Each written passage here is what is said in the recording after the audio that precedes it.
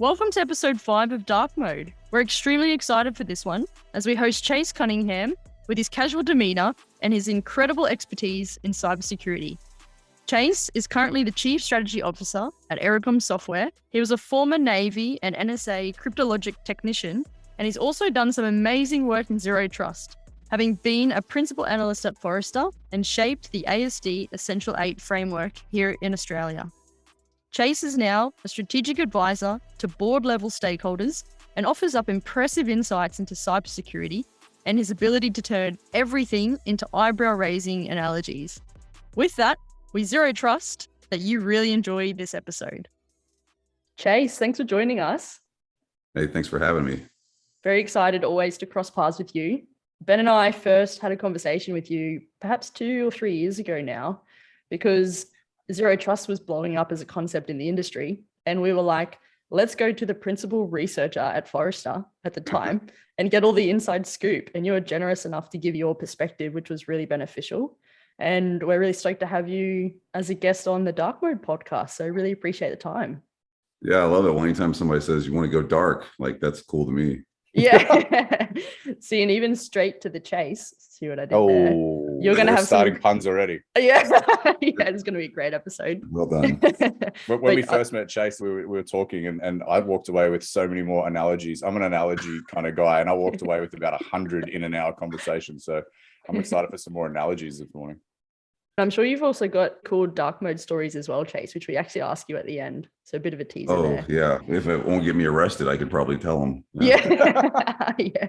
So do you want to perhaps open up, Chase, and give us a bit of a background on yourself? Yeah. So retired Navy, did a bunch of stuff in the crypto space, worked for the government after that, was lucky enough to go work at Forrester Research, like you said, for a few years, which I think now that makes me a recovering Forrester analyst. So there's like a support group for that. And then since then, I've been out doing strategy and security guidance work at Ericom Software. And in that duration, managed to get a doctorate, publish a bunch of books, file a bunch of patents, and raise some relatively useful human beings, I think. Nice. So very casual, very smooth background. I love how easily you just breezed over, casually got a doctorate, published a few books, and then the final close was raise some useful human beings. You've got to weave that into your intro, Ben, surely. That's going to be one of the biggest feats. That's the hardest. That's the hardest one. Yeah. That's the one where you get the most criticism and most critical feedback. So yeah, exactly. Yeah, it's a feedback loop from hell. Yeah. Hey, Chase, I'm really interested to get into, and we're all military here, so we understand there are things and concepts you just can't talk about, and specifically in your line of business in the Navy. Firstly, sorry about the Navy, but the cryptology piece, you're a cryptographer, correct? Yes, I was. Yeah, I spent quite a bit of time looking at blips and codes and all that, and I think I've got hearing damage from Morse. Yeah, Morse is something that I'll never forget either. Hey, so how did you fall into cryptography? Actually, I didn't join the Navy as a cryptographer. I joined the Navy as a diesel mechanic. So here's where the story goes horribly awry. We had a piece of gear on the ship that I was on that was it was installed, and it had all this new digital crap on it. And none of it worked in typical government fashion, right? So it was just this big laggy piece of crap that everything didn't configure correctly and whatever else. And I did like high school computer stuff, but I didn't do anything in the military. I was a mechanic. And anyway, long story short, I got sick and tired of trying to manually fix something where I knew it wasn't the mechanics of it. I knew it was this digital thing that they had put in. I literally knew when my chief engineer was out of his stateroom. I snuck up to his stateroom. I stole the laptop that I had seen them use to configure this stupid thing. I came down there and plugged it in, and I immediately, like 2 seconds, I saw 3 or 4 readings that were off. So I changed them, saved it, uploaded, whatever, blah, blah, blah. Turns out while I was doing this, the person that ran cryptologic warfare on the ship happened to be walking around the engineering spaces because they were working on their warfare qualification. And I, like in total movie action, I like turned slowly to my right, and this dude standing there just leering at me. And I was like, oh shit, I'm going to jail. As God is my witness, I actually emailed my mom and said, Mom, I might be going to Leavenworth because I did something I shouldn't have done. And and anyway, so I took the laptop. Now you're up for stealing a laptop and emailing. For doing publicly. Yeah, and I took the laptop back, and the next day I'm like down there sweating bullets, waiting for them to come take me to the brig. And the cryptologic guy comes down. He goes, "Do you like being in a diesel mech?" And I was like, "No, sir, I don't like it. It's hot and it's unpleasant." And he said, "All right, well, you want to come with me?" And the next thing I know, they're testing me on other stuff, and I wound up having good enough scores to cross over to crypto. What a story. Yeah. That to me highlights the old engineering mindset. You were just like, I see the way to fix this. I'm going to go rogue and do whatever I need to get it fixed. Yeah. And then lo and behold, yeah. Yeah. Luckily, it was an easy fix. You traded a dark diesel sweaty room to a dark air conditioned room. Right. Exactly. Yeah. Yeah. What's been the highlight recently, Chase, from a more corporate experience, having really shaped a lot of the zero trust architecture and principles and seeing that now in industry? Is there anything that you would say the market's responded to some of those lessons learned? I think the biggest thing for me has been the fact that now I have conversations with like boards and CEOs and CFOs. I would say it used to be 90% CISO people, security people, to 10% anybody else. And over the course of the last 2.5 years, it's really become 50-50 or more on the business side. And that to me that's the game changer, because those are the people that are actually going to allow something to happen. You can be a security person all day and tell people this is a thing, and until they're willing to do it for a business reason, it's not going to happen. So when did you see that shift? It was happening. Yeah, it was happening a little bit before the pandemic really crushed everyone's hopes and dreams and futures. Now it's pretty common, especially since I think the corona stuff really proved this is the model for work in the future, and this model requires a different approach to the problem. Here in Australia, we've just had a precedent set with the first court ruling against an organization and it's directly against the board for not deploying the strategies and the techniques that were provided to them by the Australian Securities and Investments piece, so ASIC. But they just got handed a $750,000 Australian dollars, so that's about $35 punishment for not implementing that at the board level. Nice. I'm glad to hear somebody's doing that, because it's got to hurt. Like I every time somebody says there's a big fine for some big company, I just laugh. I'm like, so what? They don't care. They just stroke a check for that. Yeah, totally. Definitely puts it into perspective, but certainly bringing the awareness to the fact that there are repercussions, and there's more than just saying, okay, we've got a strategy in place. It's about the execution and the governance around that as well, and showing the actionable measures and insights taken to continuously protect an organization. So it's good to have Australian society speaking about it more, being enforced, because it's going to send a better message in terms of protecting our digital way of life to the rest of the market. Yeah, I helped write that paper. It was published after I left Forrester. It was really mapping the Australian Essential 8 to ZT. And we published that. And it was, from what I understand from my Australian counterparts, it was well perceived over there. Yeah, great. Yeah, Essential 8 is a big concept for us here. So it's good to know. Yeah. There's probably a few listeners, Chase, that have benefited from a lot of your works and papers that might not realize. For them reading But they might not realize that they'll come after you now, Chase. Yeah, exactly. They might not realize that you're the engine behind some of those papers and that piece there. So for listeners, we'll link Chase's socials and all that underneath, so you can jump on and give him a follow. I learn a lot from Chase on the daily, and some of the work he did at Forrester and beyond has just created a foundation for me to go and elevate from there. Thank you for that. But I learn a lot from Chase from all of the hilarious memes he posts on LinkedIn. Yeah, that's the state of the internet. That's where you get the attention. Yeah, because I'm a 42-year-old teenager. Yeah. Gotta have that satirical lens. I'll send you a link to a friend of mine who's doing some really great satirical videos. And I talked about it in the last episode, but he puts an interesting lens on some of the CISO findings and the pen test annual results, and how they can just throw it to a risk register and it's accepted and they pass, and it's just good times. So the satirical lens on LinkedIn is coming about this cybersecurity industry is fantastic. And yeah, it's you always give me a good laugh with that too. Okay, so I wanted to come back to something you said earlier, and there'll be a lot of listeners to this who will be interested in the difference between a conversation with a CISO and even some of the security practitioners versus the conversations at the board level and really the high-end C-suite. So would you offer up anything there that would be beneficial for the listeners? Yeah, I think the thing to remember is that your CISO, in my Texas CISO for you Aussies, they're not a they're not a buyer, right? They're someone, they're an influencer. They're someone that tells that they need this thing. They have a plan in place, or they should. And then they're the folks that are guiding the approach to the problem. And they're misconstrued as a buyer in the market, and they have a budget and all that. But what I'm saying is, ultimately, the person who's going to authorize payment on something, it's not going to be a CISO. It's going to be a CIO, a CFO, a CEO. And on top of that, the board is going to be that final arbiter of, I don't know, we already spent money on X. You know what I mean? So you really have to approach the problem, if you're trying to push solutions, as far as those people's common sort of conversation points. You can't go at them with security, because they're not. And I think really the thing that helps the most is to really figure out, like, how can I help the CISO fix the problem and get those other folks to sign off on this? Not, can I get a CISO to buy something I'm putting in front of them? Yeah, influencing the influencers, I would say, helping to bring it all into the strategy and communicating that, tailoring the message to the right audience. Classic.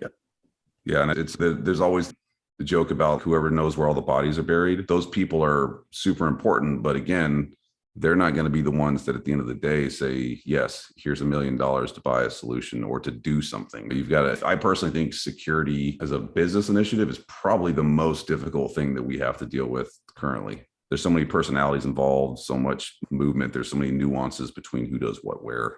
Yeah, for sure. Chase, in the spirit of offering up, you mentioned how can I help the CISO fix the problem? To me, a lot of the problem is they're unable to influence that board conversation to relate it back to business initiative. So what would you offer up to CISOs? We've got a few that listen in terms of how can they influence the board conversation. I think if they're not good at business speak, go get real educated on it real quick and start figuring out how to speak business. And this is from someone with a regret, honestly, that I spent my GI Bill money on a PhD when I should have been spent on an MBA personally. If I could go back and do it all over again, I would, just because I didn't realize how much business there was going to be in this space. And then the other thing is, don't take no for an answer. I've had a lot of conversations with people that are finally getting a seat at the table, that they're just happy that they're being listened to. That's not enough. This is a imperative for a whole lot of reasons: national security, personal security, future state, etc. Don't take, oh, we'll consider it, or we might have you at the next board meeting or whatever as an answer. Like, no, I want to be there. And if you don't let me, then I'm going to come make you listen to me. You need to be there. It's not you want to be there. You need to be there fundamentally for the purpose of this board sitting. Yeah, I've turned down a couple of offers for jobs that they said that we'd like to have a CISO on board. And I said, when do I get to go to board meetings? They're like, probably not. And I was like, well, I'm probably not taking your job. Oh, nice. Great perspective, Chase. I think those were really awesome insights. In good facilitator fashion, I actually want to ask you, Ben, how did you feel hearing the advice around, as a technologist and as a security practitioner, learning the commercial and business leadership world, because you've experienced that at a rapid pace in the last 2 months? What's your feeling towards that, and what are your comments there? I wrote down in my notes here, and I'm not sure you can see. Get an MBA, yeah. But it says here, masters over MBA, because I'm on my masters in cybersecurity, and I've just written down, should I change that and pivot into MBA? So I've got a lot of internal thinking to do as a result of that one comment. Yeah. But it's for me, in my day-to-day, I've learned over the last 2 months on a crash course in business, as opposed to just the pure tech side. And it has really showcase the requirement for business conversations at the forefront of technology. So I completely agree. How did I feel about it? I felt like a little warm hug, because it makes me feel better that it's not just me that needs to go and do some business level conversations and learnings. Nice one. Yeah, it's really instrumental, because the most successful companies are typically looking at that fiduciary responsibility to shareholders and being good in a business leadership fashion and revenue metrics and all the rest. But everything else around that is so important to the end goal and the mission for a company, which involves the IT discipline, the security discipline, the HR discipline. All those functions have to be interoperable. And so then it's actually about what conversations do you get at the most senior executive level, at the board level, because they're the most time poor. So how do you bring the most critical conversations to them in a way that they're going to care about it? And so it's almost like The catalyst was saying I need to be able to pivot my own personality and the way I frame things and use even different language and non-technical language at those certain levels. Yeah, when I came out of the military, I would say I was definitely one of the worst people you'd probably have to deal with relation to someone not accepting like what I was telling them as a security person was useful. I'm ex-military. I'll flip tables and scream at people and whatever else. But number one, nobody wanted to chat with me. Number two, like it just falls on deaf ears. But however, if you're able to go, let's look at the math, the data, the statistics, the market that tells us that this is a thing. Oh, if we're able to do security better and we're able to have infrastructure that's the way that's supposed to, we're 50% more optimally configured for revenue. All of a sudden, oh, you want to talk revenue? Let's talk revenue. All of a sudden, you've got all the attention. Yeah, I mean, and it's the funny thing is there's a bunch of studies out there now that are starting to work their way into conversations that validate that security is a competitive enabler. And it is in a personal sort of space. Are you willing to give your money, your information, your time to an organization that you know is going to get ripped? No, you think twice about it. So it is competitive, and it is becoming part of the conversation with the generation of people who are going to be providing the dollars and cents that make businesses grow. Yeah, it's interesting. So we've just talked about how we can impact the CISO to the board. As an advisor to some boards, Chase, what's some of the best questions you've heard asked of the CISO in those environments, and how can we best or the best or the dumbest? Yeah, we'll get to the dumbest ones. Yeah. But we want to get to some of the best, right? So what's some of the good examples you've seen that boards really work well as a fusion team to drive a holistic business approach inclusive of security? The best ones that I've seen are where they actually will have a session with the CISO independently, and they kick all the other executives out. And they say, look, I want you to come in and tell us what's what. And I don't want everybody else in here worried and spinning stuff and sweating bullets and whatever else. Just be real. Tell us what's up. And then the thing is, too, if they're willing to do a little bit of homework and make sure they understand the metrics that they're going to be provided with, that's super valuable. And that's where there's a give and take, where the CISO needs to not beat them up on common crazy terms that we all use because we all speak and jibber jabber, but being able to tell them and educate them. Like when I advise them, I go in and I say, look, let's put a briefing package together that we can translate between board speak and CISO speak. And then the board has to read it before we have the meeting. That's a great approach. What a framework. It's the weird thing too, this is just from doing this work, is like a lot of times when you do that, the board all of a sudden realizes, oh, we do this in every other thing in the business. Why is security so different? Oh, it's not. Oh, okay. Why has it? We've made it that way, us security people, because we're super awesome and amazing and smarter than everybody else. And we know better and whatever. We've done it to ourselves. Yeah, it just always comes back to how valuable collaboration is and bringing other people along for the journey in And anything education. you do. Yeah, absolutely. Chase, I wanted to get your insights, and in particular, linking zero trust into the ASD Essential 8. That is really valuable to us and the audience here locally. Could you talk us through the research and the actual information uncovered there? Yeah, so what we did was we had Janan Budge, who's amazing, and she's our person in Australia. Basically, she and I worked back and forth on looking at the line items in the Australian Essential 8. And then we looked at the major basic tenets of ZT and the ZTX ecosystem framework I put together. And we said, in order to enable strategy, which should be zero trust, can we say, if I do these things in the Essential 8, I'm enabling that strategy? And the majority of them you are. I believe there was one of the ones at the bottom where it was, okay, do that thing because it's important as well. But the things that they talked about as far as identity and access management, network security, segmentation, isolation, all that translated really well into ZT.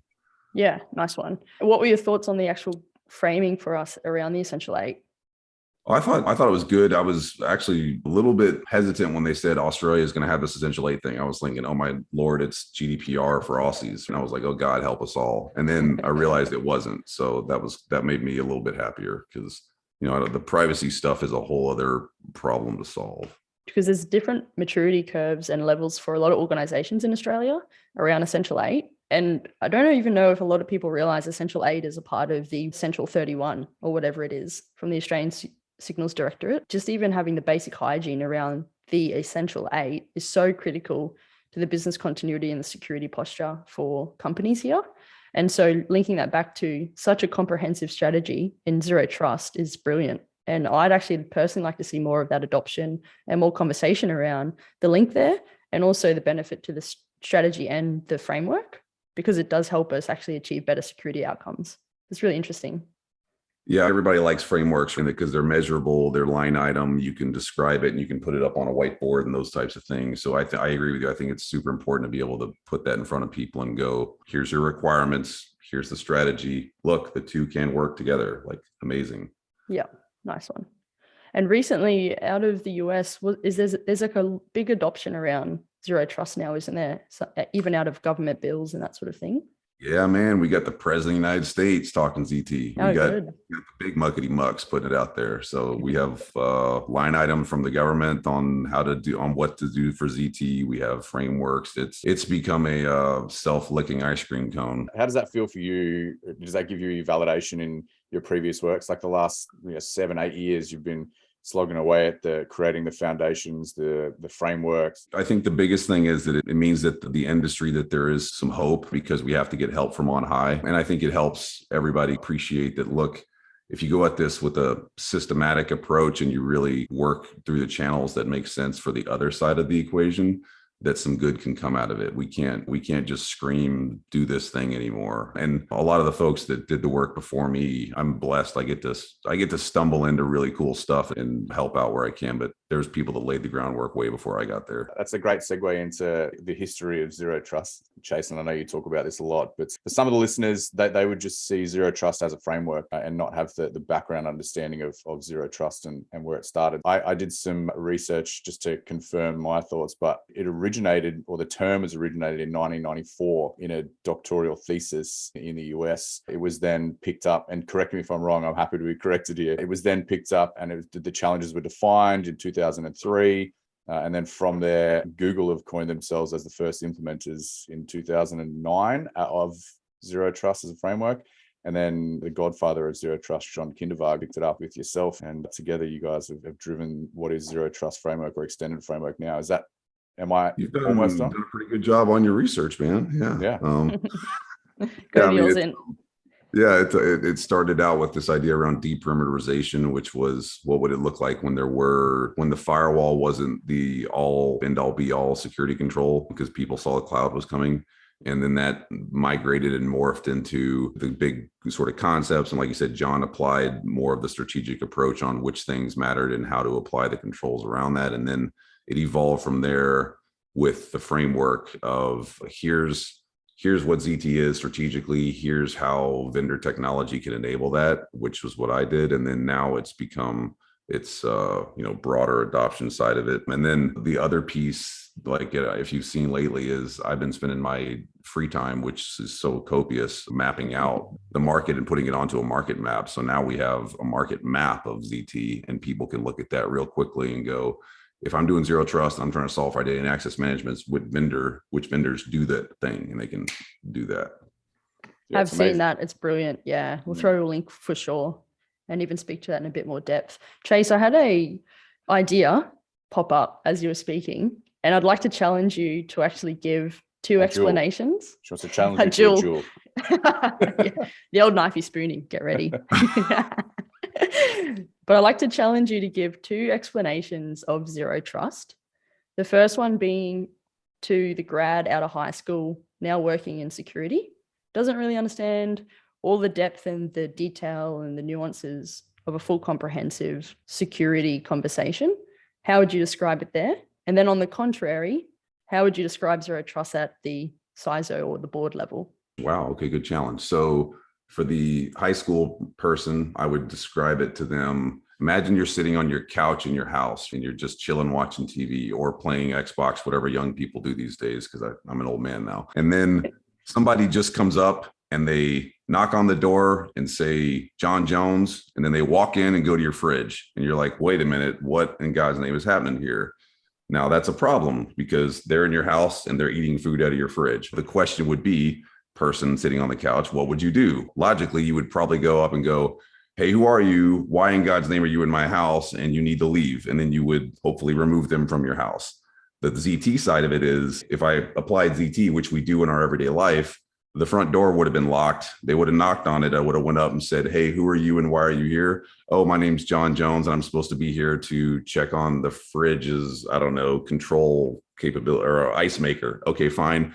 Come on in, John Jones. I'm going to watch you for a minute. Go fix my ice maker. You're done with my ice maker. Cool. Get out of my house. See you next time. That would be the big broad stroke of ZT for someone that doesn't understand a whole lot about it. For the board person, I would really say the approach you're taking is you're strategically aligning security solutions to meet the adversary where they won't be able to cause compromise that would be detrimental to the business. And the difference would be you are not trying to solve for everything all the time. You are focusing efforts where you have history, data, credibility, validity that the controls you're putting in place and the technology you're putting in place will eliminate the adversary's ability to be effective within your infrastructure. And then I would describe all the pieces of that puzzle.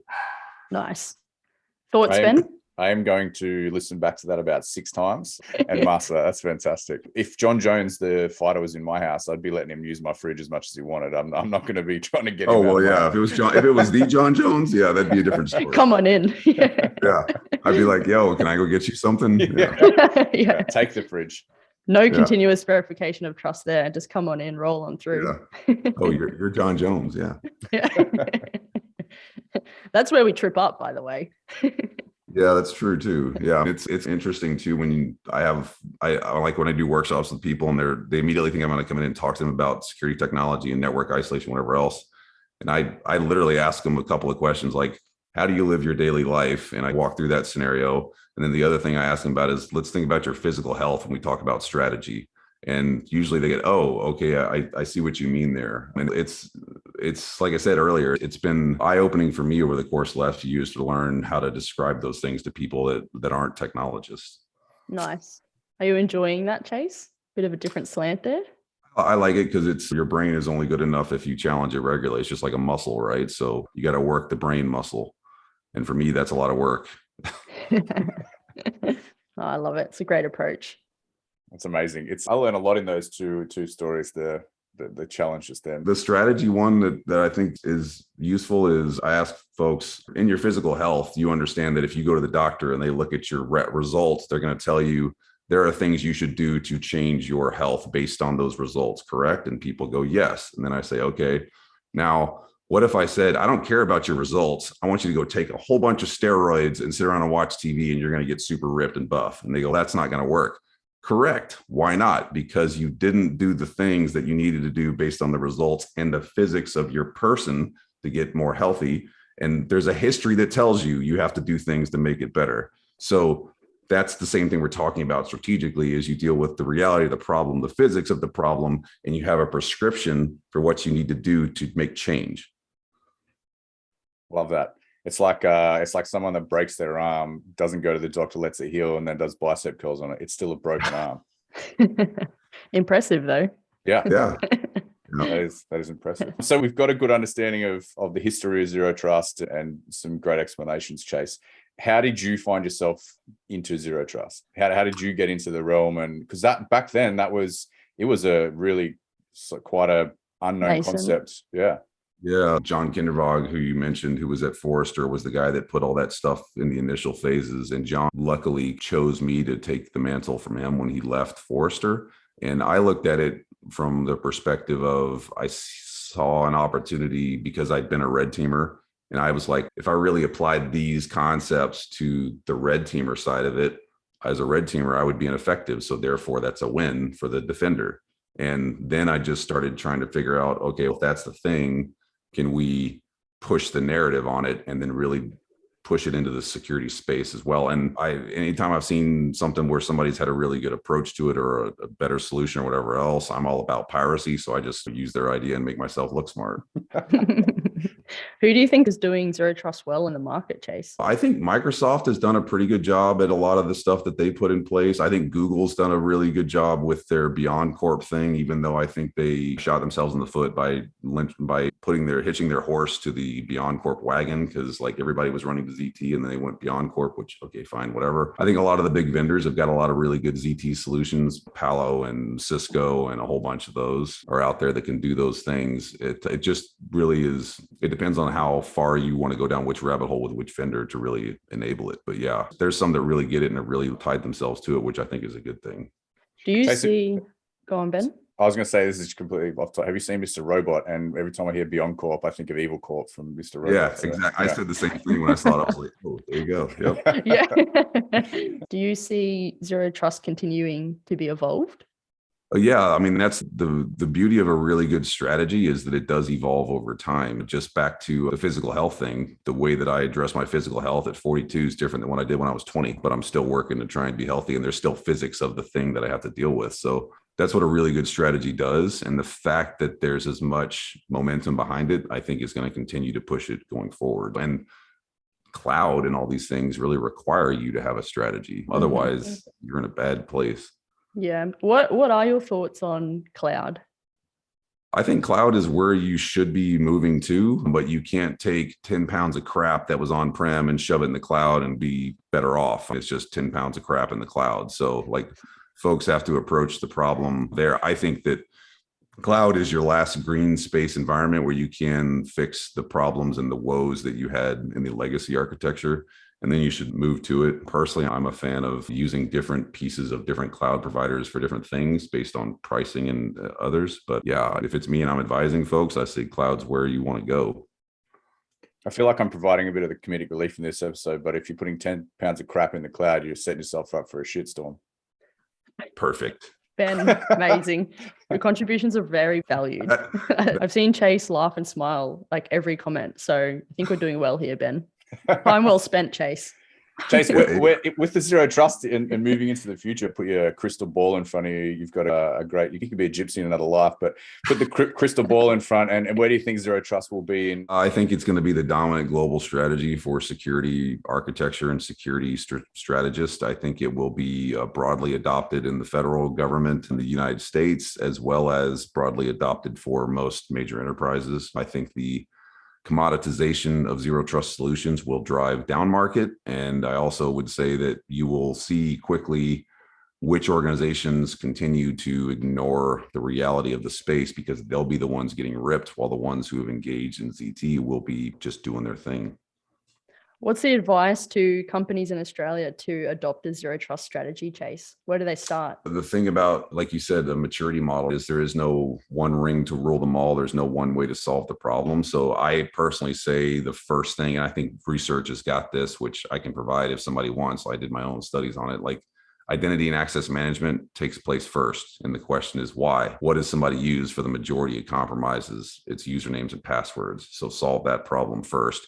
If you solve that problem, then move on to other things and work your way through that curve.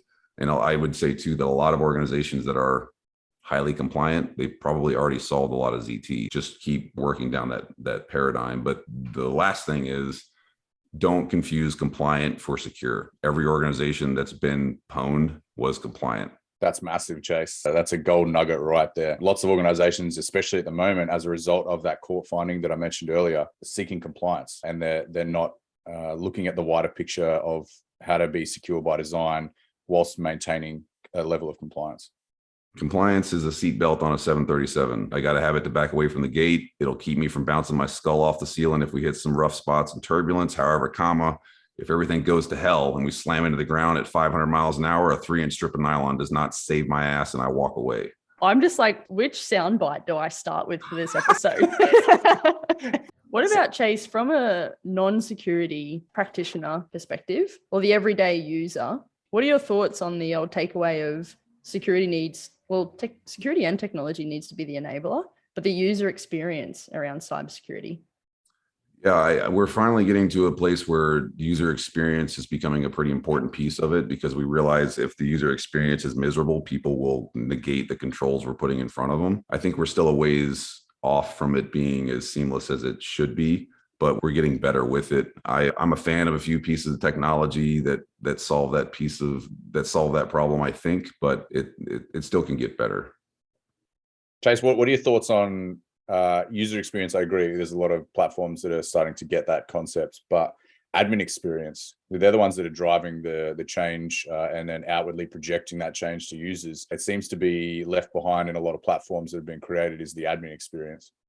Yeah, having been an admin, right? Like you and I are talking from that place, it's crazy because you have so many moving parts now and so much this stuff over there and this stuff over there. And then these things have to work together and whatever. The one thing I think from the admin perspective that's becoming better is people finally realize, oh, hey, there's these amazing things called APIs that actually make stuff work together. We should use those. So people are starting to use APIs, but that's literally why in the ZTX framework, I created a wicket for automation orchestration, because there are some solutions that really allow you to do stuff at scale and not make it where it's really counterproductive that I need an admin to do 6 different things with 6 different solutions. They should just be able to do it there's not ever going to be the Sauron, the one ring to rule them all, but you should be able to do it from a couple of pieces of technology. I was speaking to an organization the other day, and they were pure focus was to reduce their attack surface, and therefore APIs, they were concerned about the risk that APIs pose to their threat landscape, to expand that threat landscape. And it was, to me, their admins just had the hardest job I've ever seen. They had about 15 platforms they were there to manage. There was no APIs that were able to be present because it would expand their threat landscape. So they were putting a whole lot more workload on the admins when it could be simplified through APIs to bring an admin experience front and center, which means they retain talent, which means they become more secure because there's less pivoting from platform to platform. Yeah, I've demoed a lot of those solutions that are in that space just because it was one of those things of I was like, I used to be an admin. I used to be relatively useful. Let me try and play with these solutions and see if they work at scale. And the majority of them, they do a good job of making it where it is more automated, more orchestrated, and it shouldn't be that miserable to be an admin. And I think too that one thing organizations that get ZT see really quickly is a lot of the stuff that they had called a security function is not a security function, it's a networking function. So that stuff goes back to the networking IT ops people because they can deal with that. It is no longer a security thing. Like firewalls, in my opinion, aren't really a security thing. They're a networking IT thing. Good segue there, Chase, into what's your thoughts around the differences in an organization between that network team, security team, cloud team, development team, and all of that coming together now and solving security? Yeah. So I think developers should be just let to develop stuff and build cool product. I think that we have capabilities in place that will make it where they can do that and not be, like Ben was saying, miserable with their job. I don't want to be a developer and be a security person too. I don't want to be a developer. I suck at writing code. It's ugly and it's not cool. So I don't think we should do that to them. The networking people, like it needs coordination, collaboration. I don't think it needs to be quite as kumbaya as a lot of organizations have pushed it, because that's a very hard thing to do. It's really, as long as everyone's marching to the same drum and one group is not invalidating the other one's controls or ability to deliver, then I think you're doing the right things. I think there's benefit in having a level of crossover, but me talking to, as a security specialist, talking to the dev team who are there writing code is like me telling Dave Grohl how to write music. As long as we're both on the same page, that the end result is we're putting that music on a digital platform, we can then allow the Dave Grohl to write the music for that platform with the end goal in focus, and everyone's driving to that same path. The only people that want to be security people are security people, right? And that's, why should we make everybody be a security person? I don't want to know how to do HR stuff. Mm-hmm. Yeah. And even operationalizing that environment too. Yeah, no, bringing a good strategy together, good technologies, good business processes. And again, being that enabler level for all of those different groups of stakeholders is what's really key, which ties into the user experience, ties into all the factors that we've discussed. Yeah, I can see, I've yet to run into an organization, big, small, otherwise, where it's been a straight up technology problem. It's been mostly a management leadership problem. And then, oh, by the way, there's some technology gaps we need to address. Mm-hmm. Yeah. How do we get better business leadership in there? That's the nuance that's finally starting to occur, but it's going to be a while before we get really good at it, but it's starting to be a thing. Totally. And the world moves at such a rapid pace too, that it's like staying relevant and current and understanding, breaking down complex into simple concepts, communicating that well, doing the leadership thing, caring about people, is quite multifaceted and fast moving. It's I say it all the time. I think this is the best space in technology for me because it's the most interesting. It requires so many different things. There's so many, and it's super important. The stuff that we're doing is literally affecting the future state of nations, governments, businesses, etc. Yeah, absolutely. Chase, we've done a good job of setting the foundation that security is everyone's responsibility across corporate. You were talking then about how, and we were both talking how the developers need to develop and the network guys need to network. How then, knowing that we've laid the foundation of security is everyone's responsibility, how do we bring that back so that security is security's problem, IT's problem, network is network's problem, so that the whole wheel can develop around with that centrifuge? And that's where the orchestration side of this becomes part of it, and the visibility piece, knowing that something I'm doing in networking is not invalidating something I'm doing in security and vice versa, and then being able to tie that together. But that has to happen with technologies that enable it, and it's also got to happen where there's a strategic focus from the stakeholders in there to say, we're marching along the beat to the same drum. I know what you're doing in security. I'm doing my stuff in networking. Plot, plan, scheme, and grow together, instead of the stovepipe pointing fingers problem that you have with most organizations of those guys suck because they won't let me do something. And then security goes, I won't let you do something because you're stupid and you cause me more risk. And then somebody over there goes, well, I'm not going to open up this port because security said no. And it just becomes a snowball from hell. And you shared before, let the developers develop and the networkers network. Let me share something here. Yes.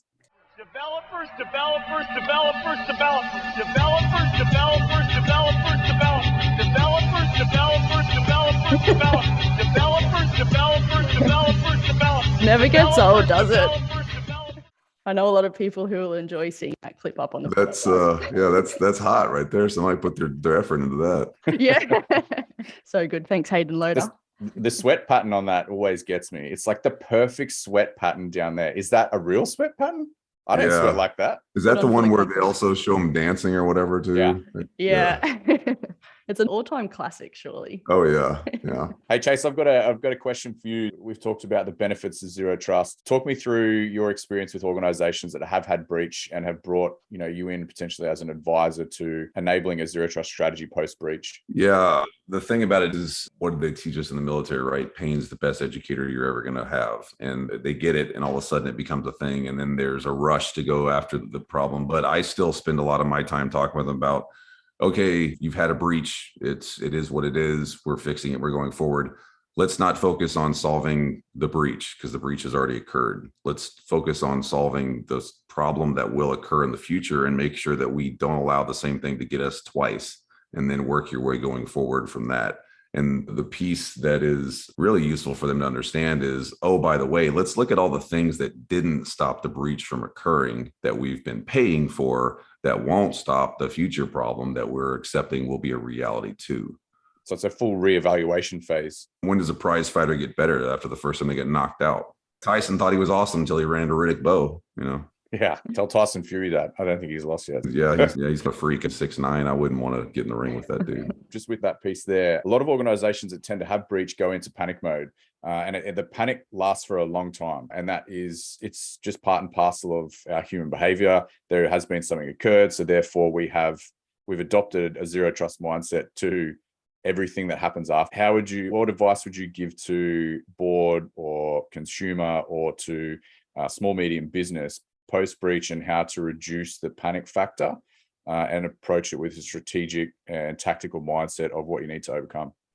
So the funny thing is, if you look at the data on organizations that have been breached that are publicly traded, their stock value actually gets better after the breach. Why is that? Because people look at it and go, there's no way they could be that screwed up twice. So they're willing to do more business with those organizations because they know what happens after a breach. You fix the problems and all of a sudden you throw all the money at it and it becomes a thing. So it's actually, I won't say it's a good thing, but it's not a bad thing if you've survived through the breach and you can get past it. Now, obviously, with some of the ransomware stuff we have going on today, you may literally shut the business down because you got that badly owned, and that's terrible. But for the organizations that get past it, it's a good time to go, okay, we're still here. we have a way to get better. Let's start addressing the problem. And we're no worse off than any one of these, 35,000 companies that have been breached in the past as well. Do you agree with that sentiment, Chase? There's only two types of organizations in the world. Those that have been breached and those that don't, those that know they've been breached and those that don't. I think that's probably pretty realistic. It's the thing about that is we talk about in ZT, right? Is compromise, accept compromise. Like you're online, you're going to have a compromise somewhere. Mm-hmm. Yeah, absolutely. Especially if you got that 10 pounds of crap in the cloud. Yeah, then you have at least something to deal with. Yeah. Exactly. Good one. Chase, have you got any questions for us out of interest? How is the conversation on security going in on that side of the world? Because I get tangential things from people over in that realm that are saying, oh, this is becoming a deal and security is getting better, whatever else. But is there a real line in the sand on we're improving with X, Y, or Z? I'll take the first stab at that. So the conversation, let me restart. So the education across our organizations has impacted the 2-year ago education that we've done has now impacted change today. And we're seeing a lot of more organizations understand the ASD Essential 8 for one, understand what a zero trust extended framework looks like beyond buzzword, understand that there is ramifications for not achieving a level of security, understanding that they need to have compliance, but at the same time that needs to be secure by design. So yeah, the conversation has turned into actuality, which is with functionality at front of mind, which is really interesting. We're starting to see that real uplift in posture and some real strategy being developed and be delivered across not just enterprise, more into SME. And in our last episode with our Israeli friends, we talked about how that needs to impact SMB. And as an industry, we need to do more to support SMB. So to answer your question without sounding like a politician, yeah, it is. And it's really starting to become an exciting time here where folks are starting to appreciate security as a holistic strategy. That's encouraging. Y'all are in China's backyard, so. Well, exactly. Yeah, I definitely agree too. I see skills shortage aside, there's a lot of good practitioners coming into the industry or sharpening the tool sets, even more consultancy-led type of engagements, more conversations that are visible at the board level. There's a lot of good things and good green flags to show that it is improving. And even from all different levels as well, like a lot of emphasis from government and leadership, industry collaboration, even academia, I'm seeing, and even at the high enterprise level, mid-market, and even SMB and consumer. The conversation is pretty well rounded. So we're definitely getting better at the security conversation. It's all good to hear. It's becoming more and more conversational over here as well. So, and I hear it from the people in Europe too. I think, yeah, maybe there's hope. Yeah, Ben and I were even saying on a previous episode that we want to be speaking more about it. Just have the conversation, talk about the compromise, talk about the personal stories, because then we get the attention and we can all contribute to the outcome, to making it all safer and the world a better place. So I definitely see that's actually occurring a lot more than what it was 4 or 5 years ago. We were talking in that episode, Chase, about the stigma associated with personal breach and personal impact of cybersecurity, and not cybersecurity, but the cyber threat. And in Australia, I'm not sure what it's like in the US, but we've got a real tendency to hold that internally and internalize it rather than publicize it in order to get support, in order to make it known, and in order for other people to learn from things that have happened and how to better their own. Keen on your thoughts of that. Is that similar in the US? Yeah, it's nobody ever likes to admit their faults, right? Nobody ever likes to look themselves in the mirror. What's the saying is, it's always easier to look through a microscope than a mirror. And nobody likes to look at that and go, wow, here's where I got something wrong, or I got something happen with my own personal life. I've had compromised activity with accounts that I've had in the past. Weird stuff has happened. I've done a bunch of work with battered women's shelters that people had horrible things happen to them in the cyberspace. And it's just, in my opinion, it's just like anything else. If you're facing a problem, it's not easy to admit it, but you admit it and deal with it and look in the mirror and then go figure out how to get better and then move forward. You're today's over with. Tomorrow's what I care about. I was just going to say, I didn't realize, but you do some work in the private space too, to assist with people that have been compromised and assisting their uplift. Yeah, I've had some folks that have come to me from a whole bunch of different scenarios, and I've done some work with some shelters and stuff like that where folks have said we need help with X, Y, or Z. It's in my opinion is I've only got so much time on earth, but if I can do something for somebody else while I'm still on this side of the grass, I will. So love that. Great. Chase, I'm only good at one thing, so I'll do the one thing I'm good at. Amazing, high quality. Well, there's 3 I can think of already. Is grow a beard, kudos. Yeah. 2, security, and 3, most important one. Yeah, and 3, we're about to experience that. I'm heading over to RSA, so Chase, so we're gonna have a beer. So that 3rd one, we'll see how good you are at drinking beer, and we'll add that into the podcast. Well, I was Navy, so you know what they say. Yeah, that's true. That is true. What do you think about the name Dark Mode for a cybersecurity technology podcast? I like it. When I saw it, I was like, oh, nice. Well done. I've seen lots of folks with stuff coming out lately, and it's one of those where you go, okay, that's a long title, and B, but y'all, when I saw Dark Mode, I was like, nice. Nice. Good. And you're surely an avid consumer of Dark Mode in general. Oh, for sure. Yeah. Yeah. Nice. Whenever I see like a screen that has a white background, I'm like, oh, so blinding. Yeah, for real. It's every application I have, I'm like, where is Dark Mode? Exactly. Yeah, big time. A friend of mine from way outside of the industry was just like, hey, for the non-industry listeners, could you explain what Dark Mode is? Don't you use Dark Mode? Yeah. Did you not know that that's a thing? Because it's awesome. Yeah. Get Ben to do a demo. Yeah. Like, look, here's a button. Click Dark Mode. Yeah. So good. I should put that together, just a reel of all the different platforms and how to achieve Dark Mode. Yeah, do it, Yeah. Ben. It'll be a good content. Yeah, you could probably get a lot of views on that one. Yeah, exactly. It's good for the strategy, Ben. Yeah, exactly. Yeah. So Chase, tell us your best Dark Mode story. Probably the one that was the funniest was when I was doing a pen test, and the folks they had a system where when you get servers out of the rack room and we're bringing them out, because it's hard to carry a rack of something and then walk through the door. On the inside of the door, there was a motion sensor, and when you got close to enough to it, it would open the door and let you through it. We went to CVS and bought some of those little party balloons and laid on the floor and blew them up underneath the door and let them go, and the door opened wide and we got in the rack room. Nice. It's the hacker mindset, seriously. It's so funny.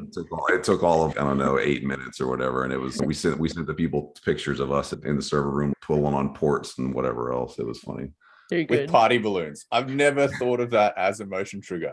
One of my buddies wanted to buy condoms and do it, and I was like, let's not do that. I was like, number one, I don't want to blow that up. Number two, it's a bit unprofessional. The balloons are sufficient. Yeah. I just imagine you getting low underneath the door and blowing up a balloon under that little crevice there. That's a hilarious visual. Yeah. We actually figured out afterwards too that it would have worked just as well if we'd have just taken a nice brand new piece of white paper and shoved it really hard into the door, because it would have reflected enough to open the door. Nowhere near as fun though. And you wouldn't be telling that story on today's podcast. So did you get the CCTV footage of that? Oh, well, we got the pictures of them griping at it and whatever else. Then we got the red face. It was actually when I was doing red team military stuff, and we got the red face colonel. So that was always a win. Yeah. That's a great story, Chase. I was saying to Gabe, and I think it was on one of the other podcasts, is Dark Mode to me, in terms of a platform, shows the vendor or the creator of said platform's willingness to adopt that user experience. That's a good way to put it. We're all fans of Dark Mode. This just goes to show how much weight they bear on user experience is a simple thing like Dark Mode. It literally is a difference maker for me. I'll either pay for an app or not based on if it has Dark Mode. Nice. There you go. Too good. Anything else you want to discuss, Jets? I think we'll have a ton of stuff to chat about after RSA for good and probably bad reasons. But Absolutely. Lock an episode in. Yeah, right now it's all guns are training on that thing because it's coming at us like a freight train. I keep waiting for COVID to change it or whatever, but we'll see. Right now it looks like it's still happening. Yeah. Will you be able to stand, Chase? How could us Aussies come and find you if they want to come say hello? Yeah, so I have a book signing on Tuesday at 1:30 in the book place. And then other than that, I'll be all over the place. So I can run into anybody anywhere, depending on if they want to chat or meet up or whatever. I'm easy to find. I'll be doing the social dance and trying to meet with people every chance I get. Yeah, nice. We'll be hanging out. So I'm sure you'll cross paths with Ben as well. And for anybody else, hey, nice, Ben. Put it in front. Yeah, there you go. Yeah, that's a Hall of Famer now. Did you know that? Is it really? Yeah. That is awesome. I have to tell my mom I'm in the Hall of Fame. That's amazing. Congratulations. It's a great book. For anyone that is interested, it's Cyber Warfare, Truth, Tactics, and Strategies by Dr. Chase Cunningham. It's a fantastic read. It's one that I have about 10 pig ears in the pages so that I can reference back to at a number of occasions. So recommend as a purchase on Amazon or your book provider. It's a great read. So there's two people that read it, my mom and Ben. So Ben will have it signed at 1:30 in the book signing booth. I'll sign Ben's whenever we run into each other. How good. We'll probably end up with a tattoo, so maybe we can sign each other and get that tattooed. I'm running out of room. I've got a little space right here. Yeah, I've got a little space here, so I'm sure we can work something out. Yeah. Thanks very much, Chase, for coming on. It's been really enjoyable, as it always is. So appreciate your time again and look forward to the next time. Yeah, thank you all for having me, and congrats on everything you're doing. And I love that y'all are doing yeoman's work for whatever value I provide. Thanks for having me on. Absolutely. Amazing. Thanks so Chase. much, Chase.